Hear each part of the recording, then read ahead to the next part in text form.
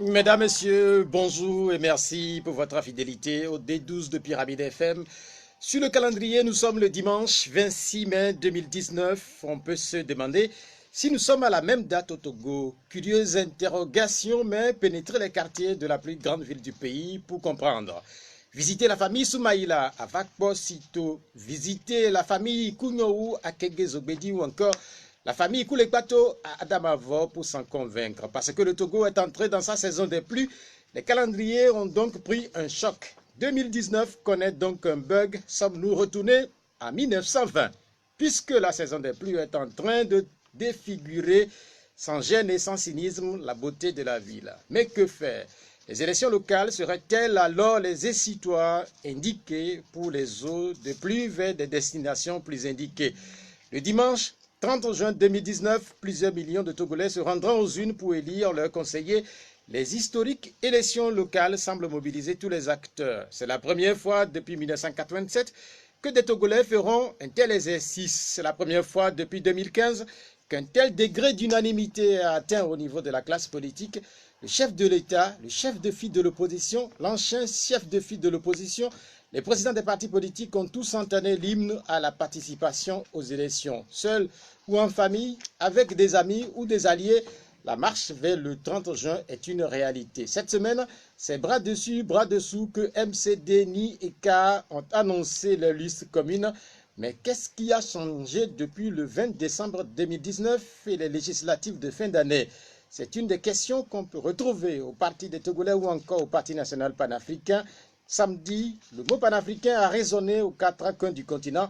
La journée internationale de l'Afrique a encore célébré l'unité du continent noir. Célébré sur le papier puisque l'Égyptien du bord du Nil reste loin du Sénégalais de Djaraf ou du Congolais de Lumumbashi. Qu'est-ce que les Africains célèbrent en réalité le 25 mai? Les acquis ou les défis? Parmi les défis, le terrorisme international se dresse désormais tout le long du Sahel, telle une géante mer intérieure. Ces vagues tentent de joindre l'Atlantique au sud. Allions-nous être engloutis? Voilà les interrogations à Cotonou, mais aussi à Lomé.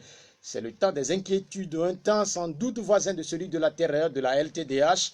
Entre juillet 2018 et avril 2019, la Ligue togolaise des droits de l'homme dénonce de nombreuses atteintes aux droits de l'homme au Togo. Les enquêteurs de la Ligue ne se sont-ils pas trompés? Notre invité est Jean Kissi. Il est secrétaire général du comité d'action pour le renouveau. C'est le cas. Bonjour.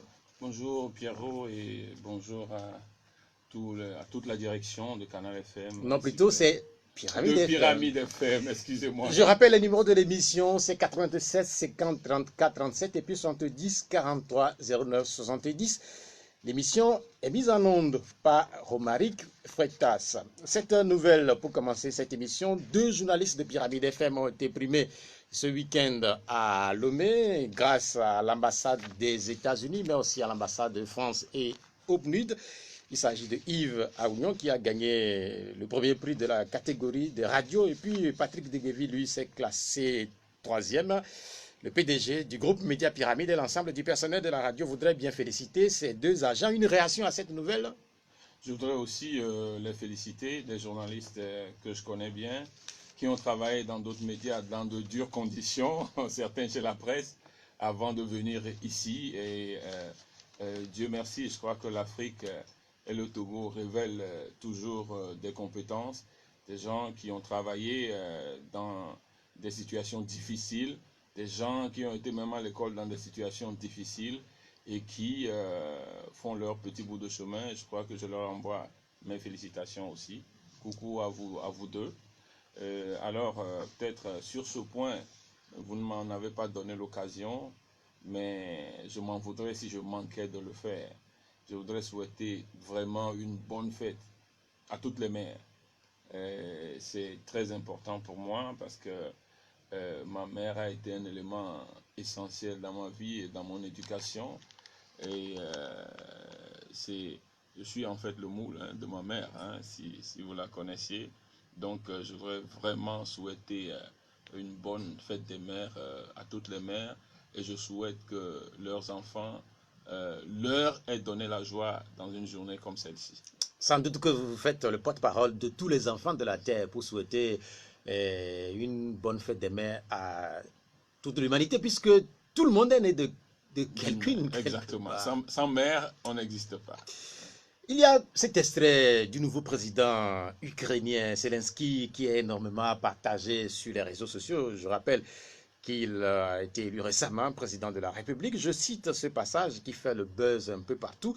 Je ne veux vraiment pas de mes photos dans vos bureaux, car je ne suis ni un dieu ni une icône, mais plutôt un serviteur de la nation. Accrochez plutôt les photos de vos enfants et regardez-les à chaque fois que vous voulez prendre une décision. C'est totalement nouveau là. C'est toute une profonde pensée. C'est toute la nature, je crois, déiste de l'homme qui se révèle dans ce que ce président dit. Il ne faut pas sacraliser les gens parce qu'ils sont présidents. Et comme il le dit, hein, les présidents ne sont pas des dieux, c'est des hommes comme nous. Vous allez dans un pays comme la Suisse, le chef de l'exécutif n'est pas sacralisé et ce pays progresse très bien. Je me souviens, lorsque Gbagbo était venu au pouvoir, il a tenté aussi une chose comme ça. Je me souviens, un de nos amis qui était de la FESI, avec lesquels nous avions travaillé dans les années 90, eux à la tête du mouvement démocratique en Côte d'Ivoire, et nous ici, Evaristo Hinche, m'avait interpellé à la gare et m'avait demandé est-ce que je vois cette décision que Gbagbo avait prise. Elle avait demandé aux gens de décrocher ces posters de tous les murs des bureaux. Et je crois que c'est important. Je ne sais pas pourquoi dans tous les hôtels, dans des pays dictatoriaux ou dans des pays où on n'a pas encore acquis la formule, dans tous les bureaux, les gens accrochent la photo du chef de l'État. Est-ce que ce n'est pas une tradition? Puisque même dans les pays développés, cette tradition, elle existe. Oui, mais à quoi sert cette tradition? Moi, je vais dans des bureaux en Allemagne où il n'y a pas la photo du chef de l'État accrochée.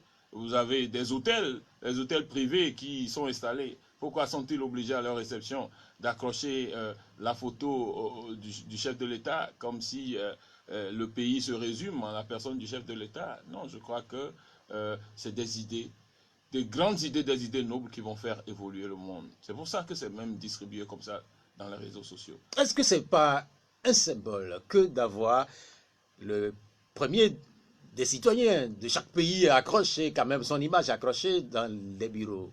Qu'appelez-vous premier des citoyens? D'où est-ce que cela vous vient? Quelqu'un qui est un Togolais, qui dans une discipline olympique arrive dans des situations difficiles à gagner quelque chose pour le Togo, dans des situations rares, est-ce que ce n'est pas le premier des citoyens? Dans sa discipline? Oui, dans sa discipline. Voilà. Qu'est-ce que c'est que le premier des citoyens? Il n'y a pas de preuve qu'un président de la République, dans sa gestion du pays, ou même dans sa vie, ait plus de mérite que d'autres personnes. Vous voyez, moi je prends par exemple quelqu'un comme Kakonou Boupo, qui a fait ce régime. Les idées novatrices qu'il a annoncées et qu'il a essayé d'évoquer, qui n'ont pas été acceptées. Si on me demandait, moi personnellement, peut-être quelle photo j'accrocherais, peut-être j'accrocherais une photo d'Agbouibo pour ce qu'il a fait pour la démocratie, ou une photo de Kakonou Boupo pour tout ce qu'il fait pour le franc CFA et ce qu'il fait pour ses idées novatrices. Voilà en quoi on est premier des citoyens. Il est le chef de l'État togolais, ça reste là, chef de l'État togolais. On n'est pas premier des citoyens. Le premier des citoyens togolais, pour moi, c'est ma mère. Est-ce que vous pensez que l'idée telle que véhicule, cette idée véhiculée par le président ukrainien Zelensky, est-ce que ça va faire du chemin? Je crois que il va y avoir du blocage. Les autres chefs de l'État, toujours tel qu'on est, l'homme égocentré qu'il est, et je ne crois pas qu'il puisse rapidement adopter. Mais je crois que tel que les citoyens le font, si l'idée traverse le monde, oui, dans certains pays, on peut commencer par voir ça. Ouais. Voilà donc pour l'Ukraine, puisque pour ceux qui nous écoutent, l'Ukraine c'est encore très loin de notre pays, c'est quelque part très proche de la Russie pour ceux qui ont une idée de la géographie du monde. Vous êtes revenu ici dans la peau d'un ancien député, vous étiez ici il n'y a pas très longtemps et comme député, ce changement de statut, est-ce que ça marque sa personne? Oui, je dis souvent aux amis, hein, si vous voyez mes amis les plus proches, dont vous connaissez un certain nombre, j'ai l'habitude de sortir cette formule, la vie après le pouvoir, que j'en jouis. hein, parce que vous étiez député, vous êtes obligé de respecter un certain nombre de convenances, etc. Difficile d'aller à la cantine de l'aéroport, boire un pot, sans qu'on ne vous fasse la remarque, ah, vous êtes quand même député, etc. Là, je dis, j'ai retrouvé ces habitudes de pouvoir vivre librement, de pouvoir circuler partout, de pouvoir aller dans les petits milieux aussi et me sentir à l'aise. Et j'ai l'habitude de dire aux gens que, mais en fait, c'est passionnant aussi la vie après le pouvoir. Est-ce qu'on ne regrette pas, par exemple, l'émission à l'extérieur? Qu'est-ce que ça veut dire l'émission, Je dis l'émission Ah, officielles à l'extérieur du pays. C'est non. quand même aussi des découvertes énormes. Oui, c'est des découvertes énormes, mais il faut reconnaître que moi, j'ai parcouru le monde beaucoup avant de devenir député. J'ai circulé hein, dans beaucoup de milieux. En Allemagne, je connais presque toutes les villes. Je dirais difficilement qu'il n'y a pas une grande ville de l'Allemagne que je n'ai pas visitée. Donc, ce n'est pas les quelques missions que j'ai effectuées pendant que j'étais député qui font en fait l'auréole de ma vie. La preuve même, il y a plusieurs députés qui n'ont jamais fait une seule mission jusqu'à la fin de la législature. Voilà. Vous êtes redevenu, si les informations que j'ai sont bonnes, vous êtes retourné à la fonction publique. Ça aussi avait fait un buzz à une certaine époque donnée. Qu'est-ce qui s'est passé? Oui, de façon malencontreuse. Et c'est vraiment dommage lorsque les gens positionnent la politique au bas de la ceinture. C'est vraiment dommage. Je me demande si Dieu doit donner la faculté à chacun de se dire politique. C'est quand même dommage. En fait, moi, j'étais à la fonction publique avant de devenir député. Les gens, peut-être, certains ne le savaient pas, mais certains le savaient. L'homme dont l'idée est même partie le savait. Parce que quand moi j'étais à la fonction publique, lui aussi était dans une administration publique.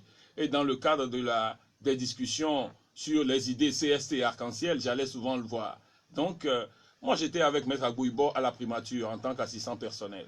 Et ayant servi l'État à ce niveau, lorsque j'ai quitté Maître Agbouibo, j'étais à la fonction publique depuis 2009. Et c'est là-bas que j'étais lorsque j'ai mené tous mes combats, etc. Donc, lorsqu'on a quitté l'Assemblée, on était presque une vingtaine hein, de députés qui étaient à la fonction publique et qui étaient revenus, dont je crois 12 à peu près, hein, qui étaient du parti au pouvoir, et 6 qui étaient à la fonction publique et qui étaient du parti d'opposition, de l'ANC, du CAR, ADI, jusqu'aux autres indépendants qui étaient là. On était un certain nombre. Donc, au moment où le buzz se faisait, et même jusqu'à aujourd'hui, moi, je n'ai pas retrouvé un poste à l'Assemblée. Mais les gens ont cru, à la fonction publique, les gens ont cru pouvoir mentir à mon nom comme si, au moment où on avait fini, le 20 décembre, et que j'avais posé la question, le CAR avait posé la question, que j'avais portée dans les médias, que nous avions conduit le peuple dans l'impasse au sein de la C14, et qu'il faut rectifier le tir, il fallait faire plomber Jean Kissi, et il fallait sortir une histoire qui disait que je suis allé voir M. Bawara, qui est ministre de la fonction publique, et que j'étais devenu le conseiller spécial du ministère de la fonction publique. Jusqu'à présent, la plupart de ceux qui étaient dans la fonction publique et de l'opposition et qui sont à l'Assemblée, plusieurs ont retrouvé leur poste, mais jusqu'à présent, je n'ai pas encore été remis dans mon poste. Et pourtant, voilà ce que nous connaissons au Togo. Mais ce qui est dangereux... Donc pour l'instant, vous êtes dans la nature, c'est ce que vous voulez dire? Oui, oui, mais ce qui est dangereux dans le schéma, c'est l'impression que les gens ont envie de donner, comme si c'est UNIR seul qui a le droit à l'administration publique. L'administration publique appartient à tous les Togolais. Et il n'y a pas, ce serait même mal faire aux Togolais de donner l'impression que c'est seulement les gens qui sont à l'UNIR qui ont le droit d'être à l'administration publique. Dans ces conditions, tous ces enseignants qui meublent nos partis politiques sont obligés de démissionner de la fonction publique. Moi, j'en donne la preuve que la politique ne se fait pas sur ces bases-là, que ce n'est pas sur la base de l'hypocrisie et de la félonie qu'on fait de la politique, qu'il faut être juste.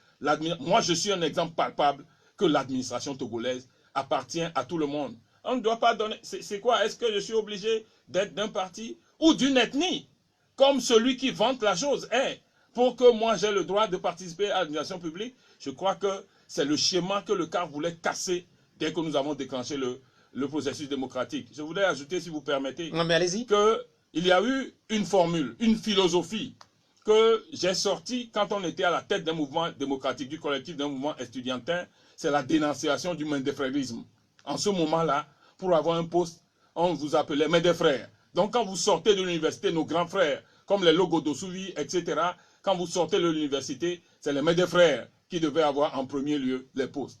Ça a fait partie de l'un des éléments qui m'a déterminé à être l'un des leaders du mouvement démocratique dans les années 90. Ce n'est pas aujourd'hui que je reviendrai pour dire que c'est seulement les gens de l'UNI qui ont droit à l'administration publique. Donc, si on comprend bien, là, vous avez quitté l'Assemblée nationale parce que votre parti n'a pas participé aux élections législatives et que vous êtes, pour l'instant, dans la nature, le temps de retrouver votre poste dans l'administration togolaise. Mais il y a quelque chose qui intéresse les Togolais aussi, c'est cette présence devant la presse cette semaine, la présence de votre parti politique, le K, mais aussi cette présence du MCD et du parti LENI.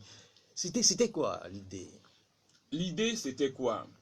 Vous savez, nous sommes sortis du 20 décembre et comme si on rentrait dans un coma. Et les gens avaient voulu nier l'évidence. Le CAR était le premier à avoir le courage de poser le débat sur la table pour dire que le mouvement que Tikpi a soulevé, là où nous l'avons, on a piloté pour nous faire aboutir au 20 décembre, si ce n'est pas un échec, il faut au moins reconnaître devant le peuple que c'est l'impasse. Voilà un peu en ces termes que nous avons posé les problèmes, en posant les causes qui nous ont amenés.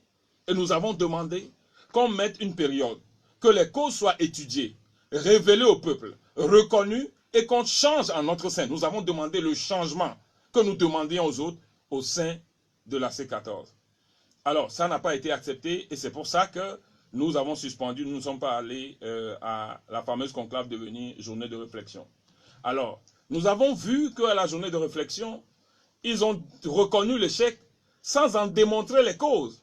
Comment pouvez-vous savoir où vous allez quand vous ne savez pas ce qui vous est arrivé? Je dis souvent un truc que je cite dans la danse de la forêt de Tino Achebe, qui dit « L'homme qui ne sait pas où la pluie a commencé par le mouiller ne peut pas savoir où ses habits ont séché. » En fait, quand tu traduis, le français ne traduit pas bien. Quand tu traduis du Yoruba et de l'Ibo dans notre langue, voilà un peu ce que ça dit. Donc, on avait besoin de savoir les causes et de pouvoir faire le changement à l'intérieur. Après la journée de réflexion, nous n'avons pas trouvé les solutions que nous voulions dans le document qui est sorti de la journée de réflexion.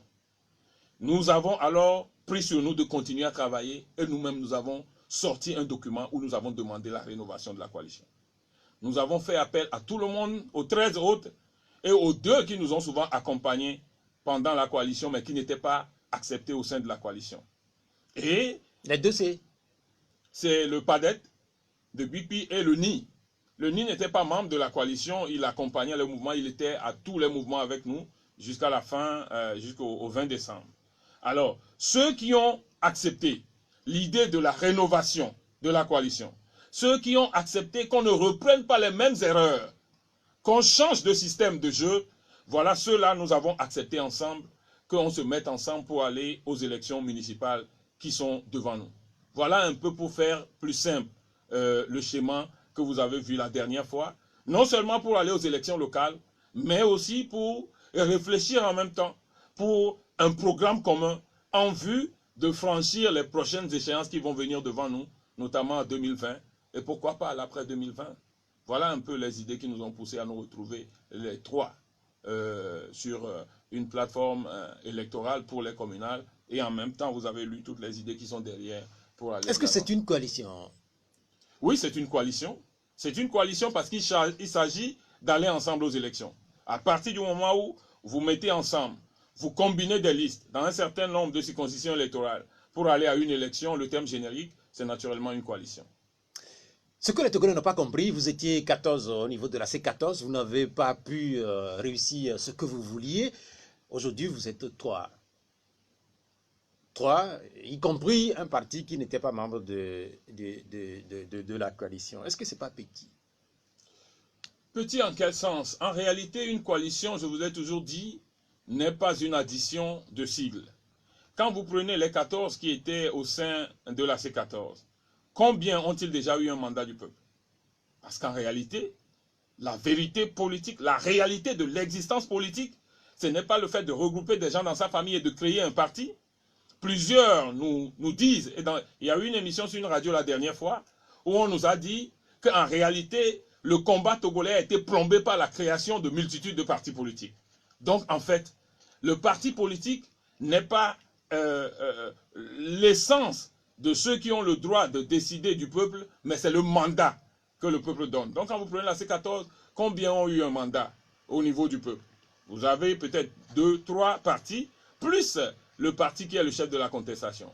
Donc, les autres ne sont pas minimisés. Ils ont mérité tout le respect, ils le méritent encore, puisqu'on a travaillé sans mettre d'échelle entre nous. Mais ce n'est pas le nombre.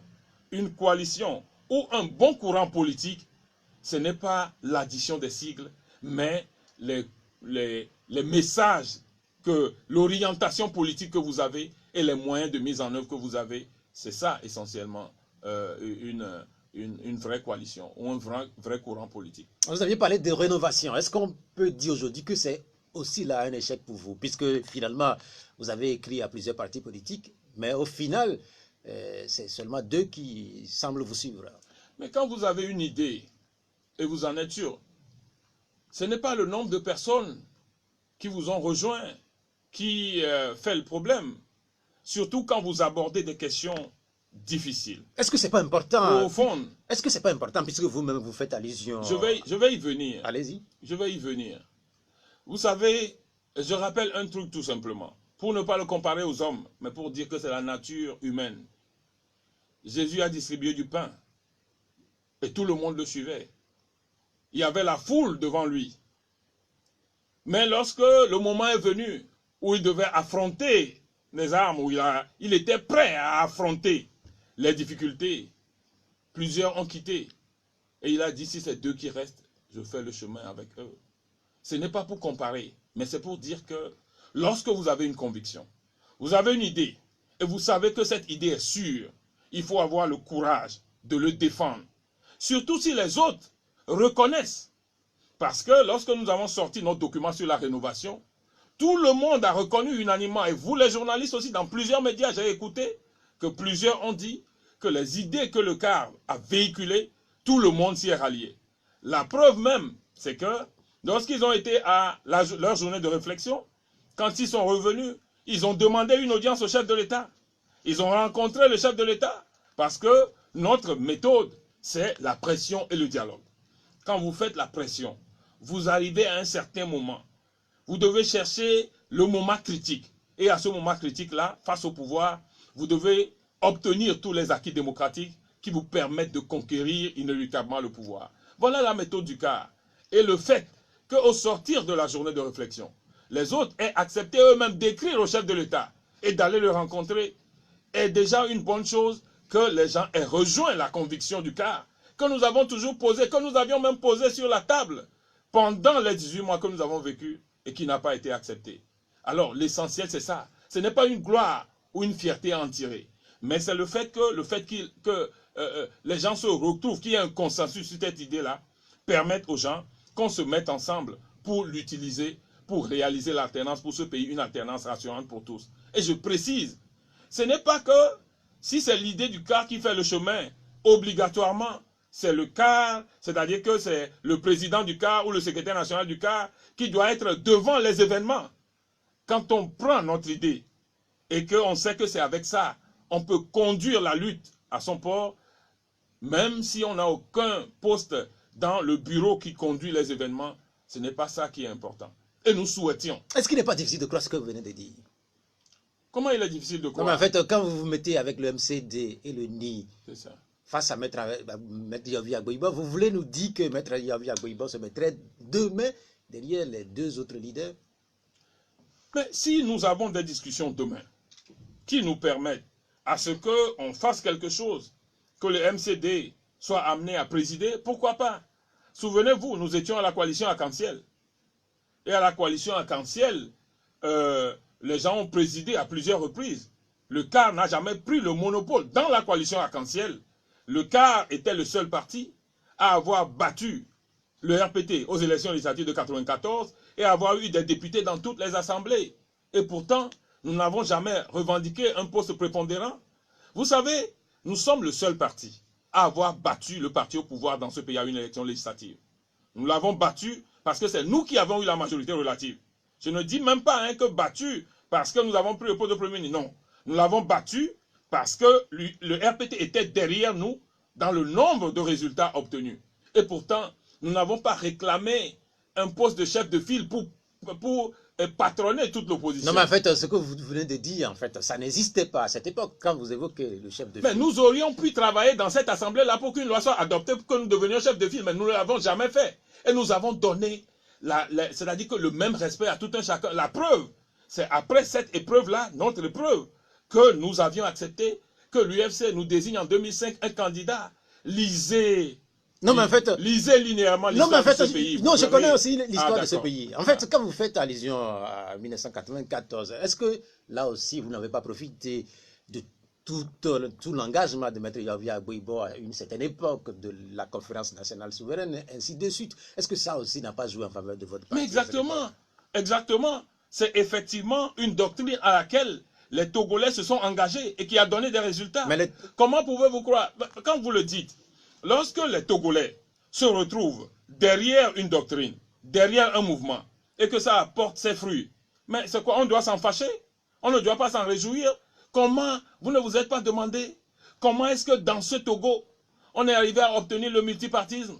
Comment on est arrivé à obtenir le retour des réfugiés et que Gilles Christ Olympio, où il n'était même pas accepté qu'il soit dans un avion qui fasse escale au Togo, on a accepté qu'il revienne. Et Maître Gbagbo a envoyé des gens, ils sont allés l'amener. Il a été accueilli, il a participé aux séances au Togo. Et puis après, on a eu le processus démocratique, on a eu une transition où Eyadema a été dépouillé de il a accepté de céder l'ensemble de ses pouvoirs au Premier ministre et il était même conclu dans le texte que ceux qui doivent diriger la transition ne doivent pas aller aux élections. En fait, par la méthode que nous avions utilisée, nous avions obtenu, en fait, dans les négociations, l'alternance. C'est un autre courant qui est venu rentrer pendant la conférence nationale. Est-ce que vous n'êtes pas trop dans le passé là? Non, mais vous avez posé des questions. Oui, je sais. Oui, mais puisque vous le rappelez souvent. Vous m'avez demandé. Ce n'est pas nouveau, vous le rappelez. Mais monsieur Pierrot, vous vous comportez comme si vous me posez une question, mais vous ne m'autorisez pas à répondre. C'est vous qui me demandez, est-ce que Maître Agboibo en 94 n'a pas profité de l'aura de tout ce qu'il a fait dans les années 90? Non, c'est parce que c'est vous qui avez évoqué pour la première fois les élections de 94. Ah oui, mais naturellement. Oui, donc c'est pourquoi je pose la question. Je réponds à votre question subséquente. J'aurais été impoli si je ne répondais pas. Ok, cette méthode qui consiste à faire la pression et à dialoguer, est-ce que les temps n'ont pas changé? Parce qu'entre-temps, vous avez été à la C14, mais on n'a pas vu les résultats de cette méthode prospérer. C'est parce que vous avez été trop seul? Parce que la méthode n'a pas été appliquée dans la C14. Il fut arrivé un moment, vous vous souvenez, je crois que ça devait être le 21 mai, où le CAR, après avoir répété à toutes les réunions, a écrit un papier, a soumis une réflexion écrite au sein de la coalition en demandant ce qui se passe là. Nous avons l'impression, le triangulaire qui se passe, nous avons l'impression que c'est un dialogue de dupes, c'est un marché de dupes et qu'il faut demander un dialogue direct avec le pouvoir. Il faut demander un dialogue où ils sont dans une longueur de la table. Nous sommes au sein de la C14 dans l'autre longueur de la table. Dans une des largeurs de la table, les facilitateurs et dans l'autre largeur, le groupe des 5. Et que face à face, on discute. Nous nous sommes demandé, mais dans cette situation où nous étions, où la pression était forte, qu'est-ce qui peut être aussi difficile que les Togolais face à face, qu'on ne puisse pas s'entendre dessus? C'est l'idée qui nous a guidés. Mais, monsieur Pierrot, vous savez le sort qui a été réservé au document, la réflexion que nous avions posée. Vous saviez même le sort qui nous-mêmes au parti avait été réservé.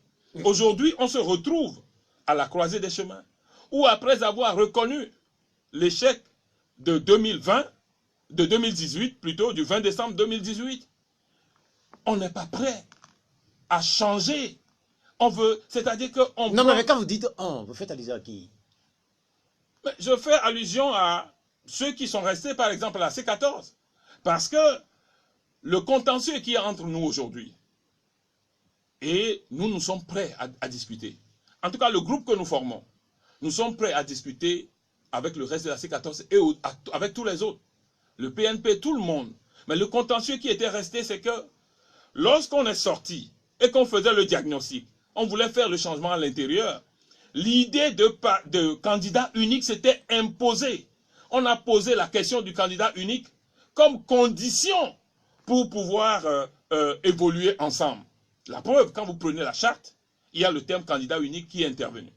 Vous savez que moi, j'ai présidé la commission préparatoire du conclave. Et il avait été insisté que je mette cette expression du candidat unique dans le document.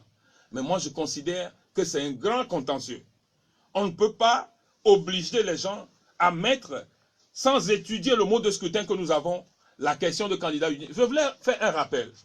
Vous vous souvenez déjà au moment de la journée de réflexion que la raison fondamentale, il a évoqué plusieurs raisons, mais la raison fondamentale que le PNP a pris pour ne pas participer finalement à la journée de réflexion après nous, c'est qu'ils ont dit qu'on pose la question de la candidature unique alors que la C14 n'est pas un parti unique de l'opposition. Retournez lire les documents ou écouter les interventions du PNP. Ça, c'est un premier. C'est le chef de la contestation, ça que nous avions connu, la dernière. Deuxième élément. Au moment même où il finissait la journée de réflexion, à un meeting de l'ANC, il a été annoncé un candidat naturel de l'ANC. Alors, c'est-à-dire que vous ne pouvez pas faire la politique avec de l'hypocrisie. Vous connaissez ces données-là. Tout ce qui évoque ces données, vous devez les mettre ensemble pour étudier la meilleure manière d'aborder la question de 2020 en abordant en premier lieu la question des élections locales que nous avons en face. Mais qu'on manipule pour nous obliger à un candidat unique, que des gens négocieraient ou auraient déjà décroché dans la diaspora, on ne sait même qui. Vous savez, c'est un jeu dans lequel on ne peut pas rentrer. Quand on écoute les anciens membres de la C14, chacun semble se donner sa raison et finalement on ne sait pas qui a raison ou qui a tort. Mais aujourd'hui, là, nous sommes devant une situation, c'est celle des élections locales qui vont avoir lieu très très bientôt, le 30 juin. Comment est-ce que vous allez vous positionner au niveau de votre nouvelle coalition?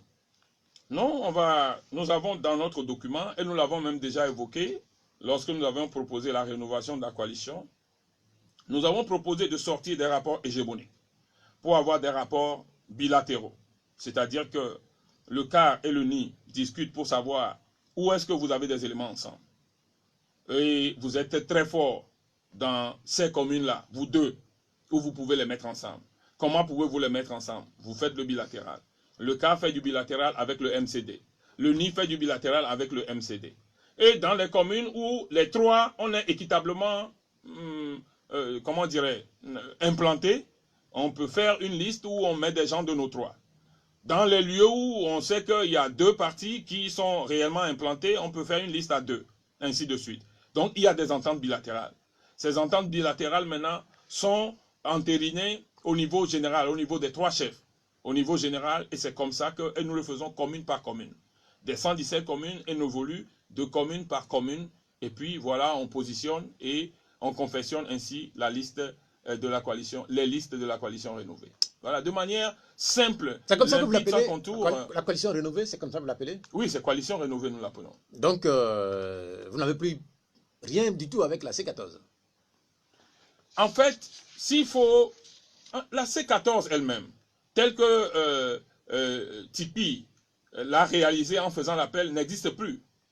Donc, je crois qu'il faut préciser les choses. Vous parlez du reste de la C14, ceux qui ont signé la charte. Ça s'appelle toujours la C14. Ah, bon, ok, d'accord. Non, mais vous ne le saviez pas? Non, pour que les populations sachent. Parce que vous dites, nous n'avons plus rien à voir avec la C14. Puisque votre... comme si Tipeee peut être appelé en dehors de la C14. Comme si même l'ANC, vous comprenez? Je ne sais pas si vous comprenez, non, ça peut devenir une maladresse si vous faites comme si vous, dans votre parole, vous avez exclu, par exemple, le PNP de ce qui s'appelle. Donc, voilà. Non, mais en fait, vous voulez parler du reliquat de la C14? Je ne sais pas. Il y a une structure qui continue pas à s'appeler la C14. Je ne sais pas si on doit l'appeler le reliquat de la C14, mais il y a une structure... Donc, les 7 restants, c'est ceux dont vous voulez parler. Moi, j'ai besoin de la précision pour répondre. Mais vous le savez très bien. Ok, si c'est ça... Nous sommes au cas ouvert à toute discussion. Le document, la rénovation que nous avons proposée, elle reste. Ce n'est pas pour dire ce que le CAR a proposé, c'est à prendre ou à laisser. Non, on ne fera pas aux autres ce qu'on nous fait. Mais c'est les autres, quand ils nous appellent, on a des discussions avec eux. Mais ils semblent poser la condition que nous devons revenir sans poser de conditions. Alors que nous avons commis des erreurs qu'il faut rectifier. Nous ne pouvons pas continuer avec la même chose. Franchement, le CAR ne peut pas continuer avec la même chose. Ce que je vais vous dire... Visiblement, le CAR veut être libre, en réalité. Non, voyez ça tout simplement. Non, voyez ça, c'est-à-dire qu'on est prêt à des discussions avec les autres. Non, je sais. Pour parvenir, je sais, mais le CAR veut avoir les coups de franche, en réalité. Oui, nous voulons de la franchise, de la sincérité dans les discussions et nous voulons des changements profonds pour le peuple dans notre marche. Ce que je voulais dire, peut-être voyez ce que nous disons comme une équipe de football. Une équipe qui a les meilleurs joueurs, parce que la C14 c'était quand même redoutable, qui a les meilleurs joueurs et qui joue du 4-4-3, mais qui perd. Vous allez continuer à jouer le même système avec les mêmes entraîneurs. C'est comme ça que nous voyons la chose. Vous devez changer de système de jeu, obligatoirement. Sans changement de système de jeu, nous on ne peut plus faire avec. Mais comme nous avons aussi une entité, les deux entités peuvent venir à des discussions. Et dans ces discussions-là, peut-être nous allons pouvoir évoluer. Ce à quoi ils s'accrochent et ce que nous demandons à être rénové, nous pouvons évoluer. Ça peut venir. Nous sommes vraiment ouverts. La question que tous les Togolais doivent se poser, je l'ai posée sous une façon déjà, c'est quels sont vos atouts aujourd'hui? Par rapport à... Non, l'atout essentiel, c'est l'orientation politique. Il faut le reconnaître. Parce que la méthode a fait ses preuves par le passé. Je crois que quand on a... mais c'est passé, est-ce que c'est passé n'est pas trop loin? Est-ce que c'est passé n'est pas trop loin? Parce que vous aviez dit le cas avait eu 36 députés, si j'ai bonne mémoire. Oui. Mais depuis les 36 députés, le cas s'est réduit à avoir des députés dans le Vaud et dans le Yoto. Ça ne se compte pas en nombre de députés. L'orientation... Ça se compte comment? L'orientation politique ne se compte pas en nombre de députés. Nous, le nombre de députés que nous avons eu en 1994, comme en 2007, comme en 2013, ce n'est pas ça le plus important. Mais c'est ce que nous avons apporté aux Togolais. Le multipartisme, la démocratie, le fait que vous et moi, Pierrot, on soit en mesure de s'asseoir, la liberté de la presse, et de discuter des problèmes politiques, de parler du chef de l'État là-bas, ce que tu ne pouvais même pas faire. Non, vous l'aviez pas fait seul aussi. Non, nous ne l'avons pas fait seul, mais c'est un acquis démocratique. Pour tout le Togo. Je ne dis tout à fait. Voilà, donc c'est les résultats là qui sont notre fierté. Et non, la fierté de tout ce que nous avons fait ensemble, le phare, que ce soit Maître Degli, que ce soit Maître Kofigo, que ce soit Maître Jovi Gali, que ce soit Nicolas Lawson, que ce soit Roum Espero, pour citer ceux qui étaient les représentants au phare en ce moment avec Maître Agboibo, tous ceux qui l'ont fait, c'est tous ceux-là qui ont le mérite. Donc c'est ce résultat. Et quand je parle de ce passé, c'est aussi l'APG. L'APG, ce n'est pas avant les élections de 94. L'APG est un bijou que nous avons offert aux Togolais. Et le résultat que nous avons, dont nous sommes fiers, c'est l'APG. Sans l'APG, que serait ce pays quand vous comptez à partir de 2005? Donc c'est en réalité les solutions que nous apportons à ce pays. Qu'est-ce qu'il a apporté l'APG? Mais l'APG comporte toutes les solutions qui permettent de régler la situation togolaise. Oui, mais en fait... Vous le savez. Oui. Vous le savez, sans l'APG, vous savez, il n'y aurait pas eu de législation 2007. Et il n'y aurait pas eu de législation 2013. Où nous avons pu, à partir de cette assemblée-là, changer un certain nombre de choses. Vous savez les interpellations que nous avons faites. Vous savez les questions de la faune. Si nous n'étions pas là, ces questions auraient été des questions de combat, de mort, et puis tout simplement... Oui, mais il y a eu l'APG, je suis d'accord. Oui. Mais il y a eu le 19 août 2017. C'est ce que je dis. Le 19 août 2017 est un rebondissement. Parce que les gens du pouvoir ont refusé d'appliquer l'APG. Donc le résultat est là.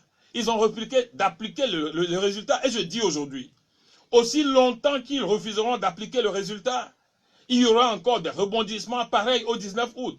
Vous avez l'impression que c'est fini. C'est pour ça que vous le dites. Que qu'est-ce qu'on en a tiré?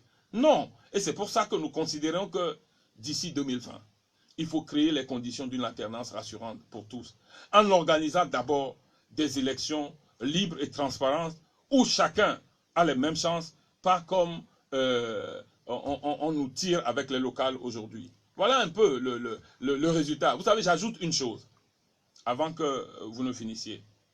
Si on était allé aux élections législatives de 2018, en obtenant les 8 membres à la CENI, et que le PNP s'en sort avec 30 députés, et que le CAR revient de 5 députés à 2 députés, et que moi-même je ne suis pas à l'Assemblée, mais que l'opposition a la majorité, même que le PNP est 30, Mais c'est-à-dire que, je vais te le dire en effet, ma sévidi, caca, tu ne peux pas. Non, mais en Je fait, vais m'en jouir tellement que tu ne peux pas. mais là, Tu ne peux pas imaginer. je vous comprends pas. Oui, ce que vous devez comprendre, ce n'est pas le nombre de députés que vous avez obtenu. Vous, seul parmi les autres qui est important. Mais le fait que vous ayez pu faire aboutir la lutte. Voilà ce qui est le plus important. Ce que je ne Ce comprends que les pas. Togolais veulent, Oui. ce n'est pas que le cas est 30 députés ou etc. Mais c'est de savoir que nous avons obtenu l'alternance. C'est de savoir que nous avons obtenu des victoires d'étape qui nous amènent à l'alternance en 2020. Je suis d'accord, Voilà. je suis Ah, d'accord sur la question de l'alternance, mais vous ne parlez pas assez du parti au pouvoir, puisque sa position aussi, elle compte. Mais qu'est-ce que nous sommes des partis d'opposition? Pourquoi vous voulez que nous nous préoccupons pour ce que le parti au pouvoir va obtenir? La seule chose à laquelle nous devons penser, et nous l'avons dans notre théorie, dans notre ligne, c'est que on ne sort pas de ce système avec l'alternance où on a l'impression que c'est la jungle. C'est-à-dire que ceux qui ont gagné vont exterminer ceux qui étaient là, ils vont manger, et si ceux-là arrivent à trouver les moyens de revenir demain, eux aussi, ils vont manger. Non, c'est le peuple qui doit trouver l'intérêt. Donc ça doit être une alternance rassurante pour ceux qui sont au pouvoir. Nous devons constituer une garantie de sécurité pour ceux qui sont actuellement au pouvoir. Parce que s'ils ont l'impression qu'en acceptant l'alternance, c'est leur mort, s'ils ont l'impression que nous sommes dans une dynamique d'ablaudé, plutôt que dans une dynamique démocratique, mais c'est-à-dire que ça va être dit, vous n'obtiendrez l'alternance que dans le sang. C'est quoi la dynamique d'Ablaudé? Non, Ablaudé, vous savez, c'est l'indépendance. L'indépendance, ça veut dire que c'est notre pays. Les Blancs doivent partir pour que nous prenions notre pays. La dynamique d'indépendance veut dire, ceux qui sont là, en fait, c'est des usurpateurs. Ils doivent partir pour que les vrais, comment on appelle, les vrais détenteurs, ou c'est pas détenteurs, là, le terme m'échappe, prennent leurs choses. Alors que la dynamique démocratique, c'est que on remette le pouvoir au peuple qui choisit ceux qui doivent les diriger, mais ceux qui ont gouverné hier et ceux qui ont gouverné aujourd'hui doivent tous avoir leur place dans l'administration publique de ce pays, doivent tous avoir leur place dans les richesses de ce pays. Voilà la différence entre les deux pôles. Ce qui va se passer le 30 juin, je ne sais pas si vous allez vous taper entre vous, anciens partenaires de la C14, puisque plusieurs partis issus de cette structure vont participer aux élections locales.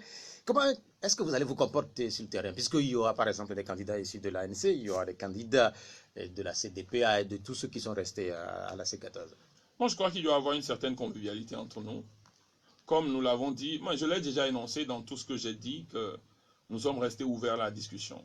Si vous êtes prêts à discuter encore avec des amis, à pouvoir trouver des compromis devant, il n'y a pas de raison de s'attaquer, etc. Donc pour nous, c'est des rapports conviviaux. Les gens nous l'ont demandé à la conférence de presse la dernière fois et on a cessé de le répéter. Pour nous, c'est des rapports conviviaux que nous devons mener. Pourquoi? Parce qu'il y a aussi une seconde raison derrière. Il y a plein de manœuvres que le système est en train de faire. Vraiment des manœuvres incroyables que le système est en train de faire. Et il y a des manœuvres à faire même tomber des listes. Alors, si à un niveau, vous n'avez pas de liste et que vous devez être à couteau tiré entre vous, alors s'il n'y a pas de la bienveillance envers les autres, vous savez, nous allons y aller et c'est unir qui va encore sortir gagnant. Alors que ça fait plus de 50 ans de pouvoir pour un seul clan. Donc je considère que les rapports conviviaux vont nous permettre d'aller de l'avant. Ça n'exclut pas que dans les discussions que nous allons avoir entre nous, ces discussions vont être franches pour un changement réel dans l'orientation politique. Vous nous écoutez à Pyramide FM. Notre invité du jour, c'est Jean Kissi. Il est le secrétaire général du comité d'action pour le renouveau. Dans un instant, les questions des auditeurs. Plus que des auditeurs, vous êtes nos partenaires. 105.5 FM. Spéciale promotion à Canal Optique. Cette année, vivez autrement les fêtes de l'indépendance chez nous. Du 27 mars au 27 juillet, bénéficiez d'une offre spéciale indépendance à votre lunetterie. Tenez, une paire de lunettes achetée, une paire offerte à tous les natifs du mois d'avril depuis 1960 à ce jour. Par ailleurs, une remise exceptionnelle est faite à tous les Togolais. Saisissez cette occasion et donnez plus d'éclat à votre vue. Canal Optique, c'est sur l'avenue de la Chance, en face de la station Total Lomé 2 et l'annexe sur le 219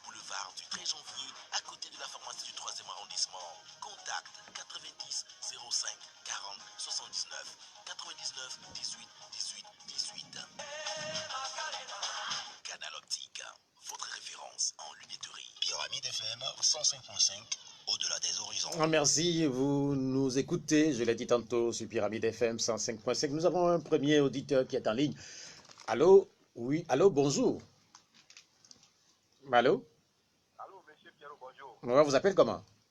Taoufik, Taoufik, vous êtes en direct, votre question?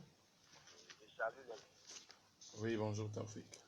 Bon, quand j'écoute notre invité, ils sont dans le sens d'aller ils sont dans un groupe. Pour moi, ça ne fait pas du côté. Ce n'est pas autant pour le moment. Un parti politique, il faut vous peser sur le terrain pour que nous, la population, puisse savoir votre poids. Chacun doit aller surtout à cette élection locale-là, individuellement, pour voir le poids de chaque parti. Il y a des partis, par exemple, qui ne sont pas sur le terrain, qui ne sont pas dans les enregistrements, ils n'organisent même pas des réunions dans aucun quartier. Et puis, comment est-ce qu'on va aller dans un mouvement avec des gens qui ne travaillent pas? Je sens dans l'opposition qu'il y a trop de paresse. Les gens veulent aller à une élection, mais ne veulent pas travailler. Comment est-ce que vous pouvez vous composer avec ceux qui ne sont pas sur le terrain et laisser les places pour qu'on puisse aller dans le groupe? Hein? Bien, bien, merci. Je ne sais pas, s'il fait allusion à vos partenaires, je n'ai pas trop bien compris. Est-ce qu'il est encore là? Il est parti. Non, il est parti. Non, je crois que la solution est simple. Je lui ai dit tout à l'heure qu'on évolue au cas par cas, commune par commune. Il y en a donc 117. En fait, c'est les milieux, les communes dans lesquelles on sent que deux partis ensemble ont des candidats sérieux, ont fait un minimum de travail. C'est dans ces communes-là qu'on met nos énergies ensemble. Ce n'est pas dit que c'est surtout les 117 communes, on prend tout le monde parce qu'il faut prendre pour prendre. Non, non. Nous pesons le poids réel sur le terrain et deux ou même trois partis qui ont de l'influence dans telle commune se mettent ensemble, discutent en bilatéral, évoquent leurs membres et on reconnaît que si c'est celui-ci, il est connu dans le milieu, il est proche des habitants, il a une crédibilité et c'est ça que nous mettons ensemble. Donc c'est au cas par cas en fait. La question de Théodore Adoubou, c'est une question qui est laissée sur notre page Facebook. Pourquoi le cas a toujours eu des problèmes dans tous les regroupements politiques auxquels il a appartenu? Est-ce qu'il y a eu de regroupement au Togo où il n'y a pas eu de problème? Y a-t-il eu de regroupement au Togo où il n'y a pas eu de problème? Dites-nous le seul regroupement togolais qui est resté universel et qui est resté là jusqu'à présent. Dites-nous, il y a eu plusieurs regroupements auxquels nous n'avons pas participé, par exemple au FRAC, par exemple au CAP 2015, mais voilà, est-ce qu'ils sont encore ensemble aujourd'hui? Est-ce que cela veut dire que bientôt la coalition rénovée aura aussi ses problèmes? Nous espérons pas, nous espérons travailler mieux, nous espérons tirer les conclusions du passé, mais je continue de vous dire une chose que vous ne voyez pas, c'est que nous sommes ouverts et nous sommes appelés à évoluer. Nous voulons seulement qu'un idéal soit accepté dans ce pays et qu'une méthode soit utilisée. Et lorsque nous arriverons à convenir de la meilleure orientation politique ensemble, on peut évoluer ensemble. L'essentiel, c'est de gérer les échéances que nous avons devant nous. Ce n'est pas de nous berner dans des débats philosophiques, non. C'est ce que nous avons devant nous, la manière dont vous vous organisez pour y aller. C'est ça qui a déterminé la coalition que nous avons mis en place pour aborder les élections communales qui viennent et les élections qui se présagent après, sans oublier que nous sommes restés ouverts à toutes les autres formations politiques. Vous savez, il est possible qu'après les élections communales, sur la manière d'aborder l'élection présidentielle de 2020, que le PNP soit disposé à discuter avec nous. Donc, ça doit être une combinaison des efforts. Ceux qui ont été, comme ceux qui n'ont pas été, ensemble ce que vous avez obtenu, ensemble la posture que vous avez, comment pouvoir le mettre ensemble pour pouvoir aller en 2020. Pourquoi je crois que c'est ça. Pourquoi vous citez le PNP? Je cite le PNP parce que c'est l'ensemble des forces avec lesquelles nous avons travaillé ces derniers temps. Et vous savez, quand vous parlez de l'opposition, c'est l'ensemble des forces avec lesquelles nous avons travaillé ces derniers temps. Et je cite le PNP, je cite l'ANC, juste pour dire qu'il doit y avoir un travail qui doit être continué pour que nous puissions aborder la présidentielle de 2020 dans une dynamique. Je vais vous donner un exemple. Il y a un truc qui m'a ému, auquel je n'y ai pas cru. J'étais en Europe en ce moment et que j'ai trouvé brillant. Je n'y croyais même pas parce que les deux étaient des ennemis jurés. S'il y a un mot plus que ennemi, prêtez-le-moi. C'est ce mot qu'on devait utiliser. Mais les deux, ensemble avec d'autres partis, se sont mis ensemble sous une plateforme, un parapluie commun pour aller aux élections ensemble. Je veux parler du RHDP. Le jour où ils ont signé le RHDP, moi je n'y ai pas cru. J'ai dit que ça allait casser après quelques mois parce que Bédié et Ouattara ensemble, mais les ennemis jurés ensemble avec Mabri Touakoze, mais je n'y croyais pas. Et pourtant, cette coalition, ce parapluie commun, a pu les amener dans le cadre des élections à 2 tours à l'élection présidentielle de 2010 en Côte d'Ivoire. Ils ont mutualisé, c'est-à-dire que toutes les mesures de sécurisation des élections, ils les ont mutualisées ensemble. Donc voilà un peu des schémas qui peuvent nous guider. Ils nous ont donné l'exemple aussi au Sénégal face à Ouad. Donc voilà un peu des choses dont nous rêvons. Est-ce que le Sénégal n'est pas le Sénégal, la Côte d'Ivoire, le Togo, le Togo? Donc le Togo ne doit jamais... Non, mais en fait, c'est une question que je pose. Oui, mais est-ce qu'il ne faut pas copier de bons exemples? En fait, les idéaux sont les mêmes partout. Mais quand vous parlez... Le fait de pouvoir travailler ensemble pour aboutir à un résultat... Je suis d'accord sur l'exemple du RHDP. Ça. Quand le PNP se mettait avec l'ANC et se mettait en même temps avec le cas, c'est quand même dans les mêmes postures. Des gens qui, à un moment donné, ne s'attendaient pas. Par exemple, au cas, vous avez eu à travailler à un moment donné avec les FDR. Est-ce que ce n'est pas un peu dans la même posture? Oui, mais c'est ce que je dis. Mais vous n'avez pas eu les résultats. Oui, mais c'est ce que je dis. Ah, mais vous avez dit que vous venez sur ma thèse. Regardez ce que nous avons fait au sein de la coalition. Et ça n'a pas amené au résultat à cause d'une simple question d'orientation politique. Parce que nous ne sommes pas assis autour de l'orientation politique. Lorsque la coalition était formée, c'était dans l'euphorie. Ça a été même dit dans le document de la journée de réflexion. Qu'on s'est retrouvé dans l'euphorie, sans évaluer exactement où nous allons, sans définir les orientations politiques, sans même définir une structure de direction. Il y a eu un chef de file, il y a eu une coordinatrice, le pilotage, on est rentré, il n'y a plus rien eu, et nous avons continué. On a l'impression qu'on s'était enfermé dans l'euphorie, qu'on n'a pas réfléchi aux réelles dynamiques qui permettent d'aboutir à des résultats. Ça n'a pas manqué. Ce genre d'erreur se paye cash. Et ça a été payé cash. C'est pour ça que nous décidons que finalement, si c'était à refaire, qu'il faut le faire autrement. Deuxième auditeur, allô? Allô, bonjour. Oui, votre nom? C'est Kodio. Kodio, vous êtes en direct. Votre question? Je salue l'invité. Bonjour, M. Kodio.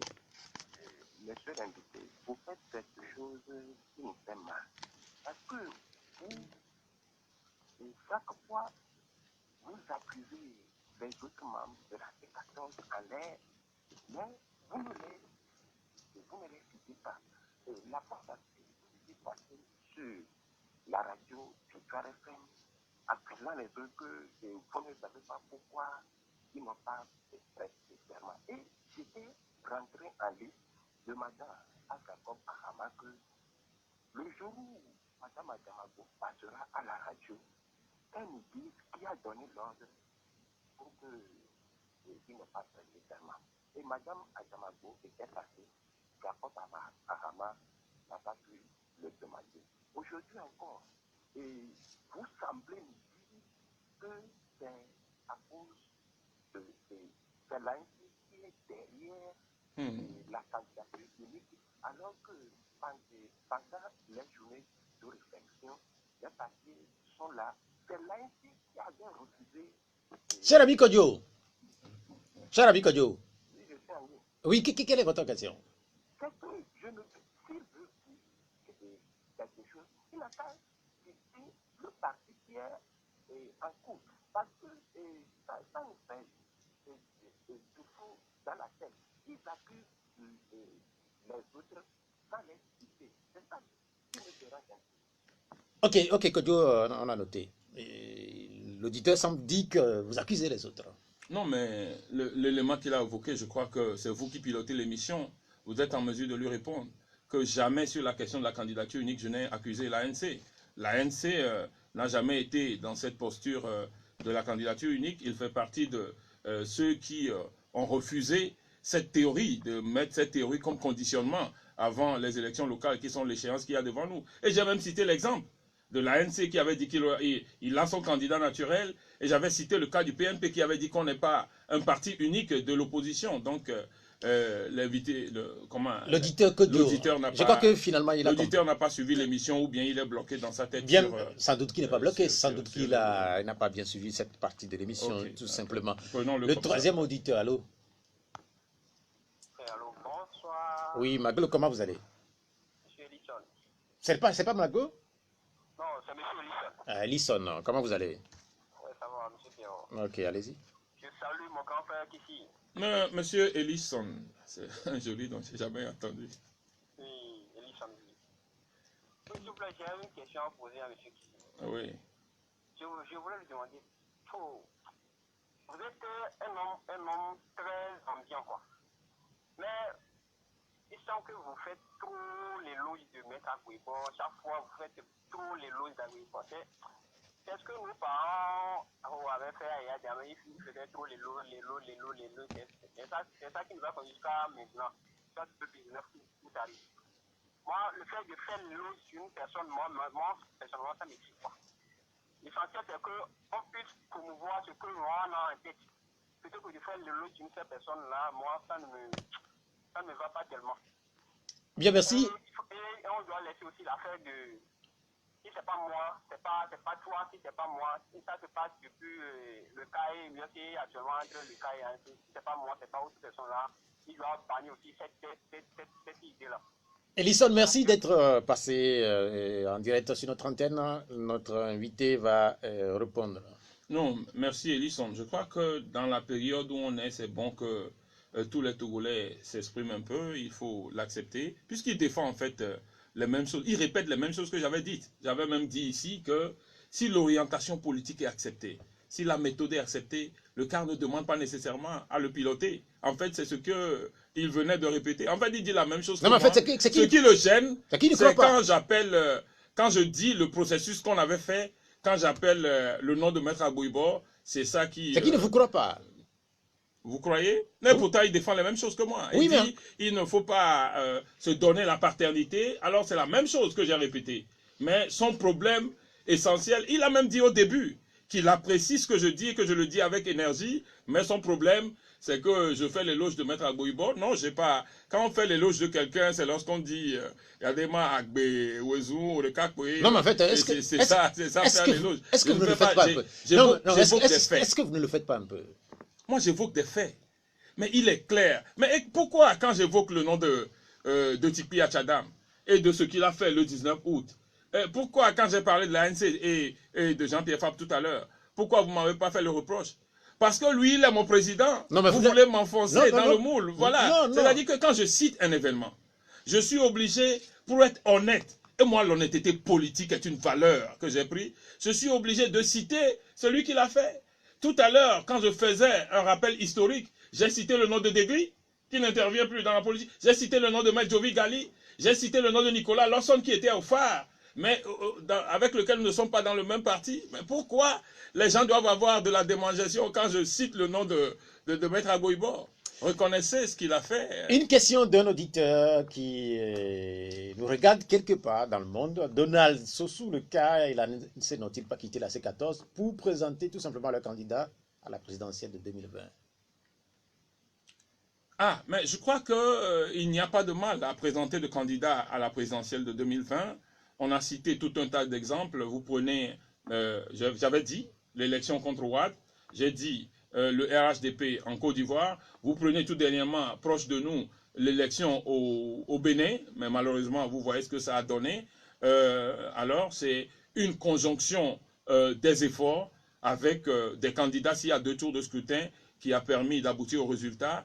Nous, on ne fait pas de casus belli de cette question. On est ouvert à toute discussion qui permette au pays d'arriver à l'alternance dans l'assurance et sans faire peur à qui que ce soit. Donc, c'est notre option. C'est par rapport à ça que les gens doivent nous juger. Allô? Mais allô, bonjour. Bonjour. Mais on ne l'a pas, l'auditeur. Est-ce qu'on l'a? Allô? Allô, bonjour. Ouais, votre nom. Allô? Oui, votre nom. Je dirais Swagwen Nivé. Et votre question. Oui. l'invité parle de système de géopolitique. Il parle aussi d'aboutir à la lutte et à l'alternance en 2020. Il parle aussi que le RPC sortait gagnant et l'UNIR sort aussi gagnant. C'est normal. Lorsque les leaders des partis politiques s'offrent à une corruption, lorsqu'ils s'en vont prendre des mallettes, que ce soit à Accra, que ce soit à Lomé 2, que ce soit un peu partout, en Guinée-Conakry, il ne peut pas s'en sortir. Il parle de méthode et l'orientation politique. Quelle méthode et l'orientation politique vous comptez adopter pour aller à l'alternance? C'est la corruption. Merci, je vous remercie. Voilà la réaction de l'auditeur qui nous a appelé de Nagonivé. Oui, c'est vrai que quand on mène un combat comme on l'a mené, qui aboutit là où on a abouti le 20 décembre, des gens ont beaucoup d'émotions. Il faut les comprendre. Il faut les comprendre. Moi, je crois que c'est-à-dire qu'on est dans le même bateau qui est en train de chavirer. On est condamné à évoluer ensemble. C'est difficile pour moi de me mettre ici et d'accuser d'avoir pris des mallettes, On est obligé d'être... Même des gens peuvent prendre des mallettes. Si l'orientation politique est juste, vous ferez aboutir la lutte là. Vous le ferez. Vous ferez aboutir la lutte. Donc je crois qu'on comprend les émotions. Nous avons été à quelques petits niveaux des leaders dans ce sens-là, même si nous n'étions pas les pilotes. Et il faut accepter quand même les émotions des Togolais. Un autre auditeur. Après Philippe. Allô? Bonjour. Allô? Bonjour. Bonjour, monsieur Pierrot. C'est Kokou. Oui, Samy. Ouais, Kokou, comment vous allez? Ça va? Ok, allez-y. Je salue monsieur Jean-Kiki. Bonjour, monsieur Kokou. Monsieur Pierrot, je remercie Dieu que au moins la majorité des Togolais a mis à l'école pour comprendre certaines choses. Je voudrais demander à M. Jean-Kiki, lorsqu'il était dans la coalition, lorsqu'il était celui qui a préparé le document préparatoire, il nous disait tout de suite, on le forçait à mettre dans le document la question de candidature unique. Il lui forçait. Et si c'était qu'on lui a forcé, mais arrivé au débat, s'ils discutent ensemble, si ça passe, ça passe, non. Si ça ne passe pas, ça ne passe pas, non. Pourquoi on ne peut pas aller travailler ensemble sur un ordre du jour et après voir ce que ça va donner? Secondo, lorsqu'il nous parle il dit qu'il fait l'historique de l'histoire, que le Togo a connu des événements, et quelqu'un lui demandait qu'il faisait l'éloge de Maître Agbouibor, il ne voulait pas accepter. Moi, je voulais demander, est-ce que c'est le peuple togolais qui a lutté pour avoir le multipartisme, ou bien ce sont des gens, des présidents de partis qui ont lutté pour avoir le multipartisme? Et pour terminer... Non, c'est bon pour les deux questions, cher ami Kokou. On va permettre à notre invité de réagir. Oui, je réponds tout de suite à la seconde. Naturellement, que c'est le peuple togolais qui a lutté pour avoir le multipartisme. Quand je parle du soulèvement de 90, 91, le mouvement piloté par Maître Agbouibor ne s'est pas multiplié par millions pour être dans la rue. Quand je parle du soulèvement du 19 août, du rebondissement historique du 19 août provoqué par Tipi ne s'est pas multiplié par millions pour être dans la rue. Naturellement que c'est les Togolais. Nous-mêmes, on a participé à ces étapes de la lutte. Donc, notre philosophie ne peut pas être de dire que des gens ont le don de multiplication. Non, je crois que ça risque d'être un peu se masturber les méninges. Donc, je le rassure tout de suite. Il n'y a pas de problème. Alors, quand il revient sur un problème essentiel, en fait, il aurait voulu qu'on puisse s'enfermer dans un piège. Non. Quand vous allez quelque part, vous voyez que ce n'est pas ça l'orientation. Ça ne peut pas vous permettre d'avoir le résultat. Il faut avoir le courage de dire non. Il faut avoir le courage de dire non. Quand vous voyez la manœuvre se faire, vous laissez la manœuvre s'enfermer sur votre tête. Et après que vous allez commencer par sortir, c'est ça que je trouve plutôt de manque de couilles. Je ne sais pas si ceux qui sont restés dans le reste de la C14 aujourd'hui sont tous d'accord avec la candidature unique. Pierrot, appelez-les un à un. Vous êtes journaliste, donc investigateur aussi. Investiguez un à un et demandez-leur s'ils sont d'accord avec ce truc de candidat unique dans un tel mode de scrutin au moment où le PNP et l'ANC disaient non. Demandez-leur, vous allez avoir les réponses. En tout cas, nous avons discuté avec des gens qui ont dit qu'ils ne sont pas d'accord avec cette dynamique de candidat unique. Et pourtant, on va mettre ça dans un document et je vais signer. On va m'enfermer dans la discussion et après, on va aller te dénoncer au peuple. Ah, quand on écrivait, il était là. C'est parce qu'il a été mis en minorité. Quand vous savez que ce n'est pas la solution, vous ne pouvez pas vous enfermer dedans. Ce serait un peu de la myopie. En attendant le prochain auditeur, est-ce que vous serez candidat au local? Moi-même, Oui. si mon parti me sollicite, oui. Est-ce que vous avez cette envie? Moi, je dis souvent au parti, vous voyez la place que j'occupe et le travail que je fais. Je dis souvent au parti, comme je dis que tout là-bas, fusil à l'épaule. Ce n'est pas de ça qu'on parle? Oui. Je crois que l'expression française, c'est fusil à l'épaule. Je suis un fusil à l'épaule et si mon parti me sollicite pour porter ses couleurs quelque part, pour traduire ses engagements, je ne peux pas refuser. Pour moi, c'est une question de responsabilité politique. Moi, je ne vois pas des gens qui se mettent en politique ou qui disent qu'ils sont politiques. Ils viennent en réunion, ils ont envie de mener des réflexions, que vous puissiez leur répondre. Et lorsque le moment vient de s'engager pour sa nation, vous les voyez reculer, vous les voyez peureux. Non, moi je suis quelqu'un, quand vous êtes dans l'engagement politique, nous sommes même dans une période d'engagement politique pour libérer notre pays. Moi je dis souvent que je ne suis pas politique, je m'appelle combattant de la démocratie. À partir de ce moment, si vous êtes appelé, vous devez répondre. On entend de plus en plus ce verbe, libérer le pays. Est-ce que le pays est occupé? La libération d'un pays, vous savez ce que ça veut dire? La libération peut être une libération des mains des personnes, une libération peut être une libération des mains des colons, une libération peut être une libération d'une dictature. On libère le pays d'une dictature. C'est ce que les autres pays ont connu ces derniers temps. En tout cas, la vague démocratique que nos pays ont connue en 90, on est appelé vague de libération. Cette vague n'a pas constitué à chasser Kérékou du Bénin, de ce pays-là, mais ça a constitué à réaliser l'alternance pour que, après, les compétitions soient libres. En fait, c'est de cette libération que nous parlons. Allô? Oui, allô, bonjour. On vous appelle comment? Non? Mais quel est votre nom? Monsieur Eric. Eric. Oui. Mais allez-y, Eric. Bonjour, monsieur Jean Kissi. Bonjour, monsieur Eric. La dernière fois, il y avait un responsable du CAR sur le plan qui je disais que le CAR aimait trop chercher le leadership. Et quand le CAR n'est pas devant une organisation, il ne compte pas vraiment faire marcher les choses.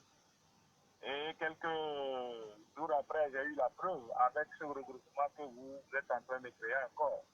Mais moi, je me pose la question, pour une élection locale qui n'est pas comme une élection présidentielle ou législative, est-ce que ça vaut la peine d'aller, c'est-à-dire avec des listes communes dans un regroupement?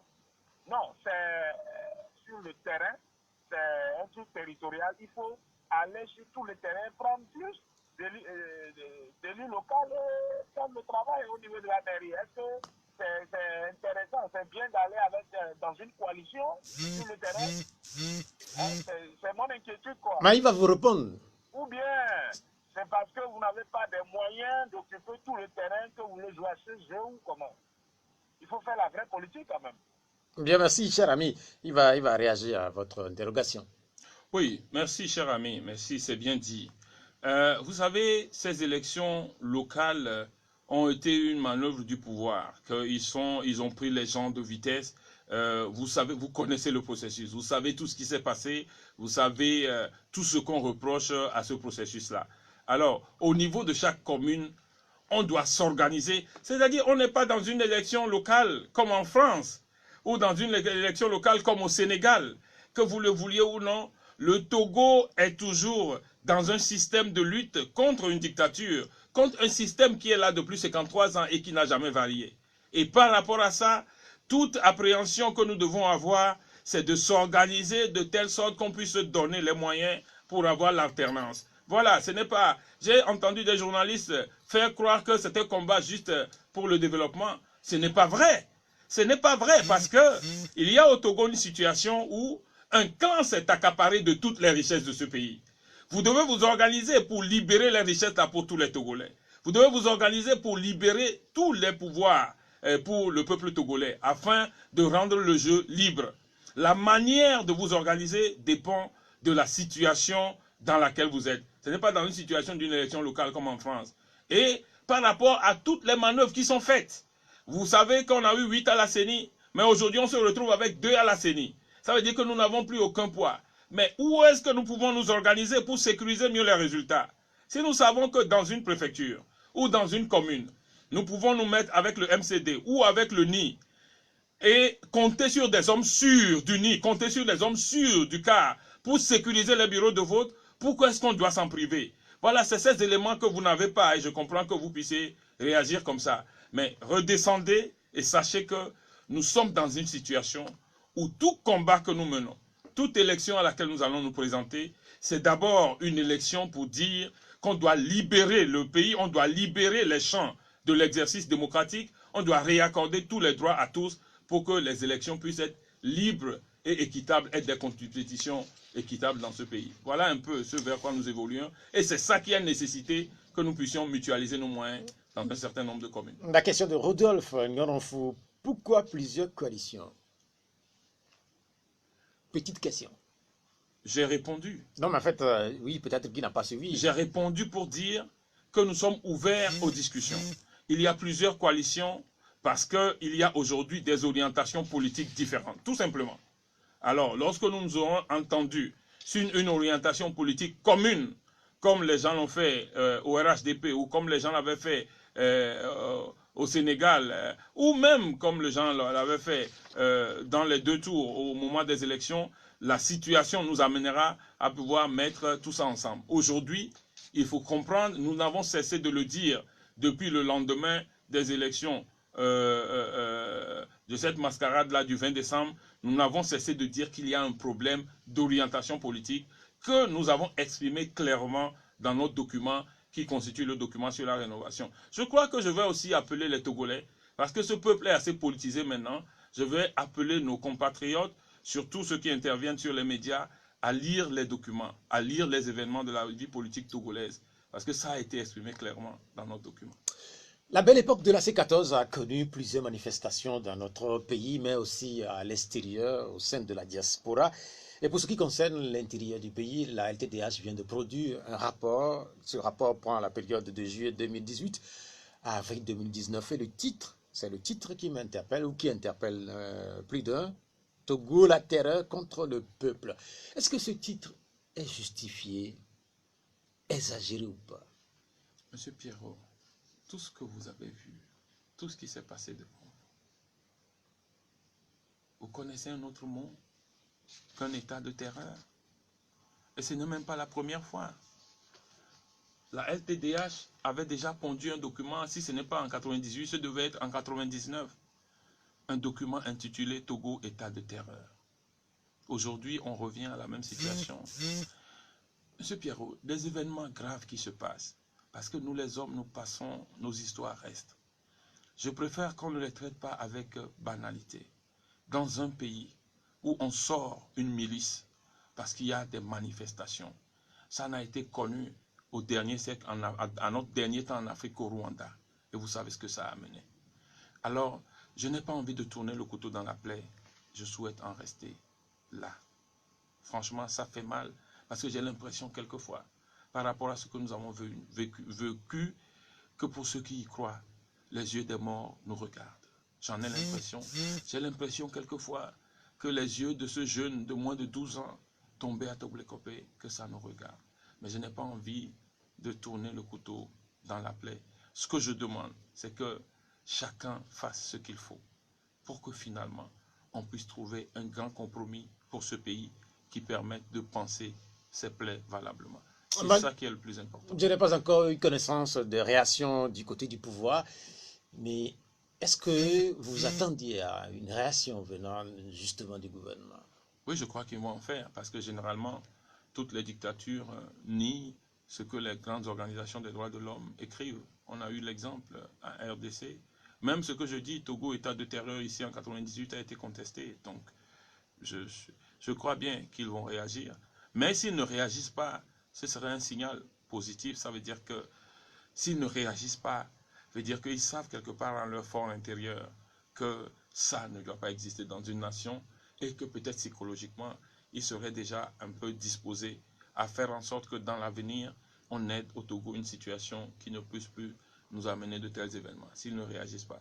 Mais s'ils réagissent, ça veut dire qu'ils ont refusé. Jusqu'à présent, ils refusent encore de voir. Entre 1998 et 2018, 2017, 2018 ou 2019, est-ce qu'il n'y a pas une différence en termes de violence?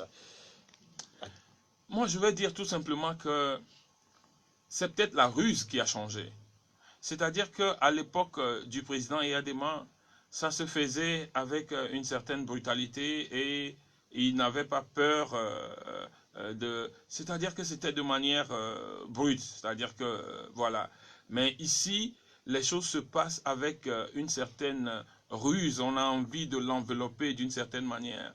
Mais en fait, quand vous étudiez les faits, quand vous étudiez ceux qui sont tombés, quand vous étudiez la manière dont ça se fait, quand vous étudiez la manière dont les milieux sont militarisés, des villes sont militarisées, quand vous l'étudiez, vous avez l'impression qu'au niveau des faits, c'est les mêmes choses qui se répètent.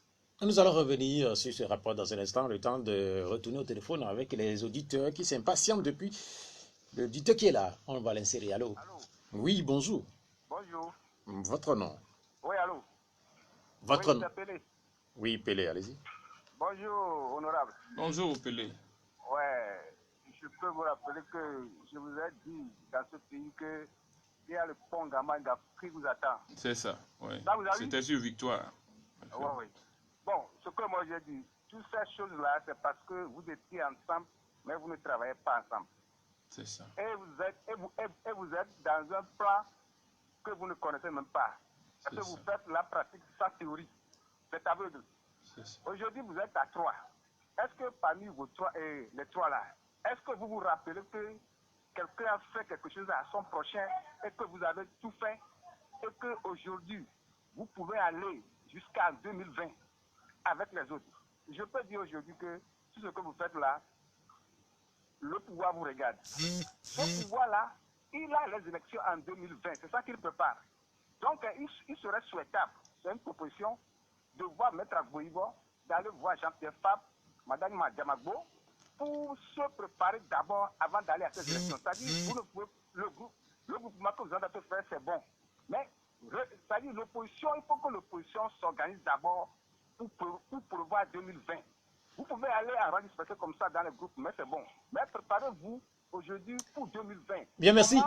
On a compris, cher ami Pelé, votre proposition. Je crois qu'il a pris note, n'est-ce pas? Oui, merci. J'ai entendu et je vais traduire. Je voudrais même espérer que les autres aussi sont à l'écoute et écoutent. Moi, personnellement, mon rêve, c'est ça. C'est un truc du type RHDP. Ça veut dire que même si le PNP a son candidat, l'ANC a son candidat, ou le CAR, ou bien la coalition rénovée a son candidat, comme c'est 2 tours, il y a la nécessité de la mutualisation, de la sécurité du scrutin, depuis le moment où le scrutin est lancé. Ce n'est pas tard qu'on va le prendre, hein. Même aujourd'hui, on a pris tard. Il faut reconnaître que pour les locales, on a pris tard. Hein. Ce n'est pas tard qu'on va le prendre, parce que les gens avaient encore hésité. On nous insultait même au moment où nous avions déclenché qu'il faut aller à ces élections. Mais il faut s'y prendre assez tôt. On est même déjà en retard sur une élection, mais il faut s'y prendre assez tôt. Et quand je dis la sécurisation mutuelle du scrutin, c'est dès le moment où on annonce jusqu'au lendemain. Ce n'est pas que le jour du scrutin, on va se séparer. Jusqu'à la gestion du résultat, je crois que c'est important. Allô?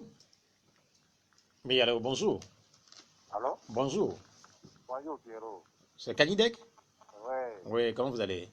Ah, ça va bien. Ok, votre question?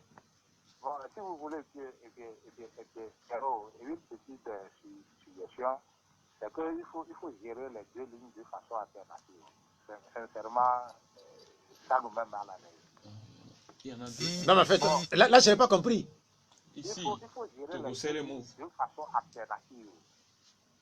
Par exemple, vous aviez dit quelqu'un sur la ligne de Bruxelles, le suivant doit être sur la ligne move. alors que vous donnez plus d'importance à la ligne Togo-Sahel. Ok. Bon, en tout cas, moi, je ne sais pas. Puisque moi, on me met des gens dans le direct, je discute avec eux. Sincèrement avec le technicien. Ok, votre question. Monsieur Kissi, bonjour. Oui, bonjour, Kanidek, je crois que c'est Oui, Kanidek. c'est Blé Goudé qui dit qu'en politique, il faut convaincre son adversaire, même son partenaire. D'accord, Bon, à l'élaboration du document du cas, c'est ça. à sa suspension de la C14, le cas vous faisait savoir par le biais de M. Kissi qu'il a adressé le document à 15 partis politiques. Oui. Aujourd'hui, je vois que c'est 2 partis qui ont seulement adhéré à ce document. J'aimerais savoir quel souci vous avez au cas pour pouvoir convaincre les gens. Ma deuxième préoccupation, c'est que la coalition qui est faite avant-hier, et vous l'avez dénommée la coalition rénovée. Bon, ce n'est pas une manière de semer une confusion entre vous et puis ceux qui sont restés dans la coalition C14. Bien, merci pour les deux réactions. Merci pour les deux questions. Je crois qu'au moment où le CAR avait sorti le document sur la rénovation de la C14, nous avions déjà dit que notre objectif n'est pas du tout l'addition des sigles. Et ça, je continue de le répéter. L'objectif n'est pas l'addition des sigles. Et puis, au-delà de ça, nous sommes restés ouverts. Aujourd'hui, nous avons une coalition pour aller aux élections locales. Nous sommes ouverts à des discussions avec ceux qui sont restés et nous sommes ouverts aux discussions avec d'autres entités qui ont quitté le mouvement. Donc, c'est le travail qu'il faut faire pour aller à l'avenir. Et je crois que c'est essentiellement ça qu'il faut voir. Mais ce ne serait pas une addition de sigles. On n'est pas préoccupé du tout par une addition de sigles. Si vous avez une conviction, si vous trouvez un compromis ensemble autour de la conviction, je crois qu'il faut évoluer ensemble. Et je vous ai dit tout à l'heure, notre document est souple et notre document est fluide. Ce que nous souhaitons le plus, c'est la mutualisation de nos moyens de sécurisation des scrutins et au cours de ces élections locales et au cours de l'élection majeure qui va suivre, qui est l'enjeu capital pour lequel nous avons même perdu des vies humaines dans les 18 mois que nous avons connus. Donc voilà, ma réponse est toute simple. Alors, je ne sais pas si j'ai oublié un volet de la question. Non, il nous reste 5 minutes. Nous allons prendre une question qui est laissée par Equissa TV qui intervient du côté de Bruxelles. Les leaders politiques se parlent tant sans s'écouter depuis 1990. Jean Kissi reconnaît-il ce constat? Est-ce que c'est ça? J'ai l'impression que on se comprend, mais on n'est pas encore arrivé à être d'accord sur les mêmes méthodes. Parce que ce serait trop facile de dire qu'on se parle sans s'écouter. Parce que quand vous discutez d'un élément, vous êtes dans une situation, vous allez jusqu'à proposer un document écrit lorsque ce que vous dites en réunion n'est pas entendu. Vous l'écrivez sur papier et vous le posez en réflexion au sein. Il n'y a que 2 choses. Ou c'est accepté, ou c'est rejeté.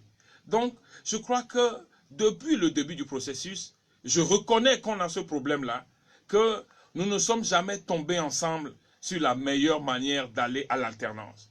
Est-ce que nous croyons que c'est par la rue qu'il faut dégager ce pouvoir en place, quitte à boycotter toutes les élections à la base que nous avons devant nous et leur laisser tout en disant qu'un jour, c'est la rue seule qui va les dégager en rejetant les acquis, ou est-ce que nous associons la pression et le dialogue en sachant que le sacrifice du peuple ne peut servir qu'à obtenir des acquis démocratiques et à obtenir des résultats successifs aux élections en vue d'arriver à l'alternance? Voilà les 2 questions qui se posent à nous depuis le début du processus, depuis le retour de Jésus-Christ Olympio, et on n'est jamais arrivé à s'entendre sur une option. Est-ce que c'est un problème, Jésus-Christ Olympio, puisque c'est la 2e ou la 3e fois que vous faites allusion à son retour? Non, c'est juste un repère. C'est juste un repère. Aujourd'hui, naturellement, Jésus-Christ Olympio n'a plus la même orientation politique, n'a plus la même posture. C'est pour dire, parce que suivant l'intervenant, c'est pour dire depuis quand ces difficultés inonde l'opposition. J'ai compris. Ah, d'accord. Okay. J'ai compris, c'est un peu comme s'il portait la poisse. Non, non, je vous dis, c'est juste une situation dans le temps. J'ai tout le respect pour Gilles-Christ Olympio, et il a de l'admiration pour moi. Si vous l'approchez un jour, il vous le dira. C'est juste un repère dans le temps. Bien, merci. Depuis les années 90, plusieurs rapports sur les droits de l'homme ont été consacrés au Togo et il y a eu des améliorations entre-temps. Mais comment maintenir une belle progression en matière de respect des droits de l'homme au Togo? Vous considérez qu'il y a eu des améliorations? Sans doute parce que le Togo est passé devant à l'EPU à Genève. Et des points positifs ont été notés quand même dans ce pays. Tout ça, à force d'évoluer dans ces commissions, souvent on dit qu'on ne peut pas accabler un seul tout le temps et on arrive à mettre un peu de formules diplomatiques dans les textes. Vous savez, moi, ce que nous avons connu dans les années en 2017 et en 2018, c'est vrai qu'il y a eu un moment où vous aviez l'impression que de 2006, un peu jusqu'à 2008, même 2013, vous avez l'impression qu'on a lâché un peu de l'Est, mais ce qui s'est passé en 2017-2018, mais c'est un recul inexplicable et inadmissible. Donc je crois que moi, c'est ma lecture, franchement. Vous habitez où? J'habite, vous savez, à Djidjolé, là-bas.